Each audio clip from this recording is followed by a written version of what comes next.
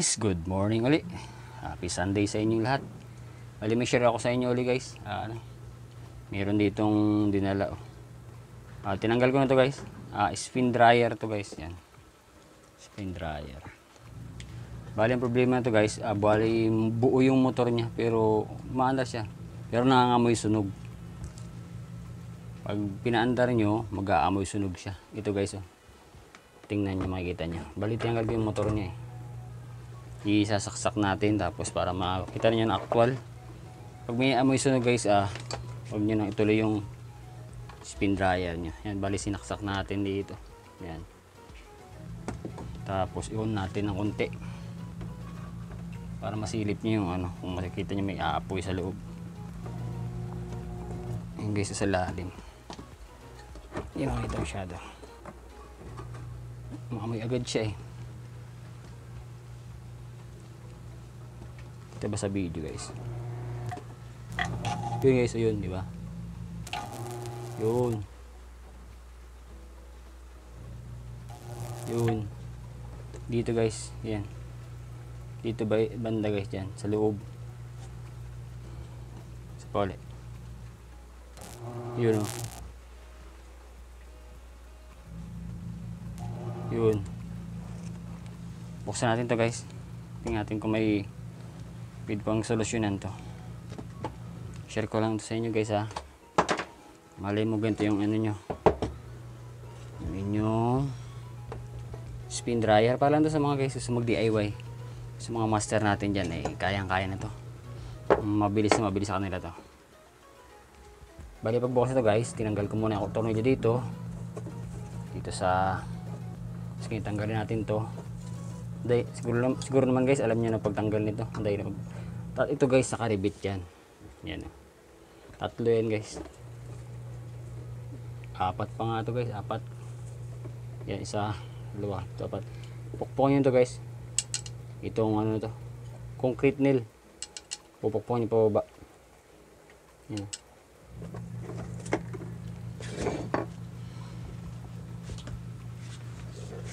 Parang ganito guys, style yan oh. Medyo katulong ko guys yung paa ko. Yan. Kasi wala tayong katulong, wala tayong holder. Pagpukpok nitong itong motor. Yan. Ano guys yan? Ito, ganyan. Ganon. Para matanggal yung rivet niya dito. Tapos kapag natanggal nyo yung isa, natanggal nyo na, ipapalit nyo na dyan yung bolt in nut ng tornilyo. Yan, ganyan. Pagpukpuk natin. Okay ng plies para hindi kayo mapukpuk. Yan, ganyan lang.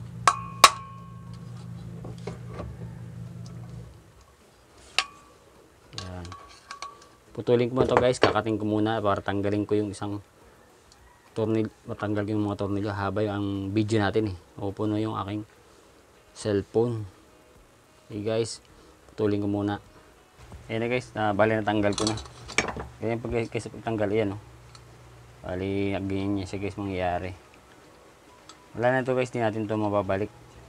Kailangan gagamit tayo ng bolt and nut. Yan. Yan, tanggalin natin. Dito guys, dito tayo banda. Ito. Yan. Ayan o, may parang parts na sunog. Katiring natin to. Tanggalin natin yung tali. Para kung may solusyon tayo dito. Solusyon na natin. Bakit siya nag-spark dyan? Ayan o, may sunog na dito guys sa dulo. Kung mayroon tayo sanang varnish pang guys yung pang electronics, itira nyo dito. Pero titingnan nyo muna kung bakit, baka malapit na siyang maputol yung mga ganito guys eh. May parts na sa mapuputol na siya, kaya siya spark siya ng ganyang kalakas.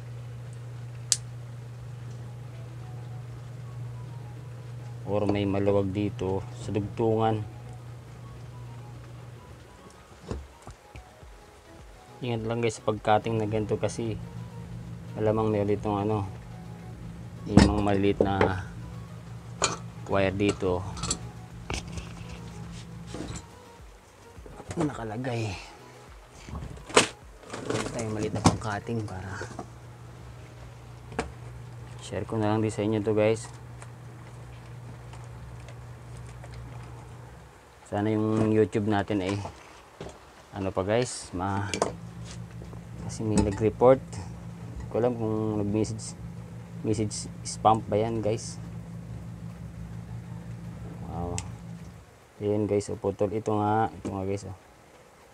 Yan siya yung nag-spark dito. Siya. Ito. Yun. Hindi nyo makikita guys, sobrang liit. Hinahanapin natin yung kadugtong niyan guys, para idugtong natin yan mamaya. Sunog na siya yun dulo. Yung pati itong tali sana mahanap pa natin to, yung dulo niya, nakaputol. Malaki naman tong wire niya, hindi katulad sa mga electric pan na sobrang liit, hindi natin makikita kung saan siya nakakunik.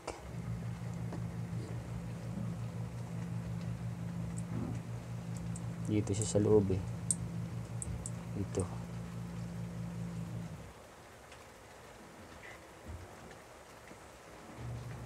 Guys, hanapin ko muna ito ha.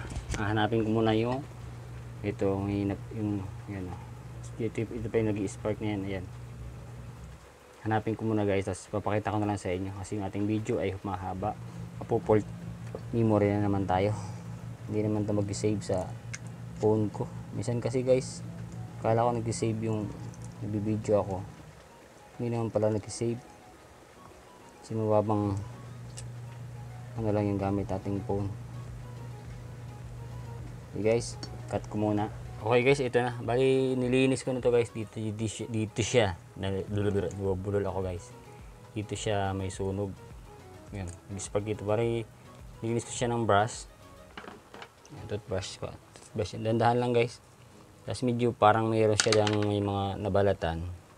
Kung mayroon kayong ano, yung sa electronics yung varnish, pang motor, sa mga motor, varnishan nyo yan.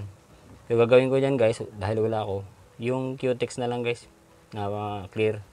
Tapos dito guys, yung pinaka nasunog yung naputol, yan ito, yan, dalawa na yan. Papagdugtong natin yan. Hindi kasi yan guys, nahihinang. Ang hirap hinangin. Siguro yung iba, kayang ihinang.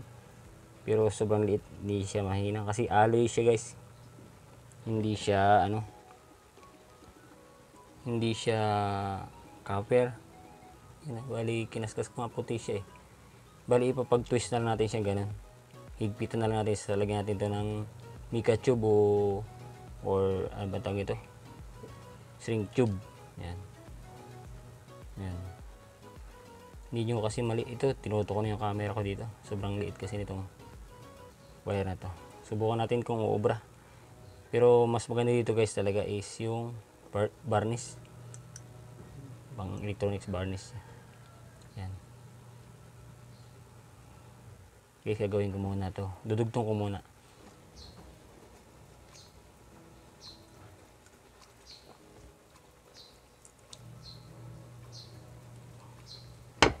Tanggalin natin itong tali. Palitan na lang natin mamaya. Para mahaba to. Ayan. Para ipasok natin itong tube.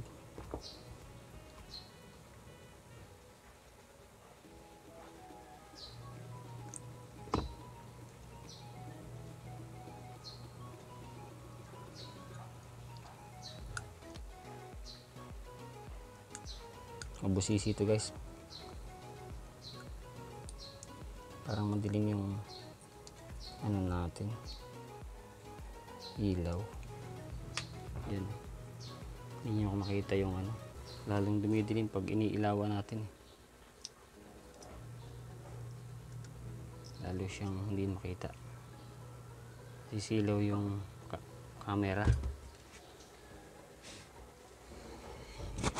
Try natin kumana flashlight. Hindi rin kita guys sa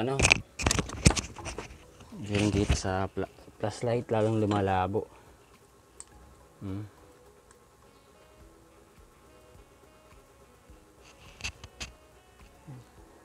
Pakita ko na lang sa inyo kung paano ko dinugtong siya.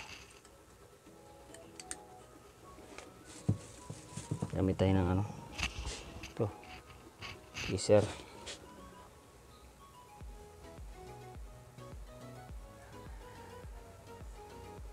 Kahit ako guys, medyo hindi ko rin kita.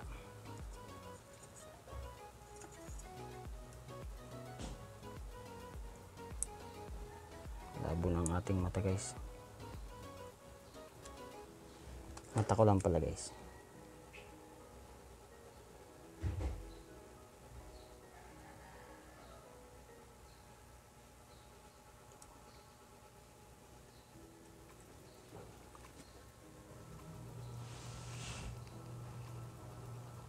Hindi ko na siya makita guys.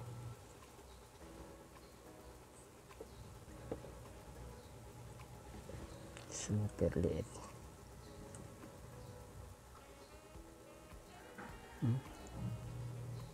Hindi ko siya kita. Okay guys, dugtong ko muna to. Nahihirapan din ako magdugtong. Kasi hindi na natin kita. Labo ng ating mata. Okay guys, ayan na. Bali, hindi ko na napakita sa inyo. Dinugtong ko na lang siya. Tapos, yan, halikan ko na lang ano. Yan. Yan. Nandiyan yung putol niya. Naglagay ako ng panibagong kadugtong na wire. Para, ano siya, humaba.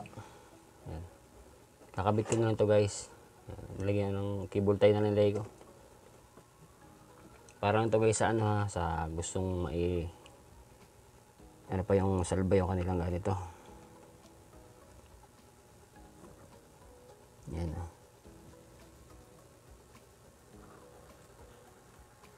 Yan. Guys, bali hahanap tayo ng ano, tornilyo naman dito para dito naman sa kanyang cover, sa casing niya. Yan, ito. Hanap na tayo ng tornilyo dito. Tanggalin na natin to. Yung iba nito guys, nakakapagbalik sila dito eh. Kaya na ibalik. Bali, pag sinalpak uli doon, parang i-rematch uli siya. Papalakihin ulit itong butas na to para humigpit.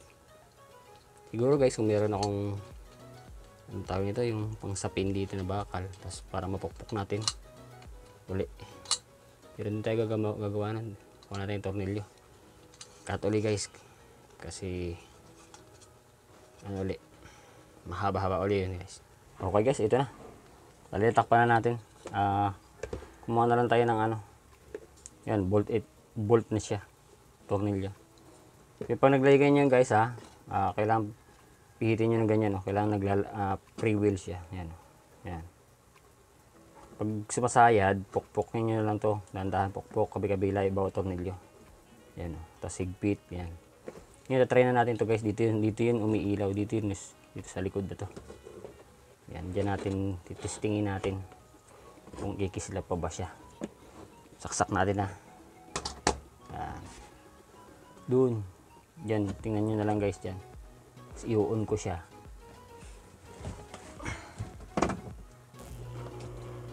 Guys wala siyang ilaw. Umaandar yan guys ha. Yan. Yan Yan, makinig yung umugong.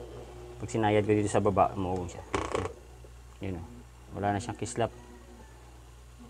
Okay, na-repair natin to guys. Nagawa natin ang solusyon. Sana kapag may ganun na aamoy kayo, may amoy sunog, tingnan nyo yung likod, buksan nyo. Tapos makita nyo kung, tapos i-start nyo, makita nyo kung saan parte yung nag-spark. Yan, nag-start na siya. Okay guys, pabalik na natin to ron sa ano. Ganun lang guys, balik natin to dito sa kanyang paa sa bahay. Yan.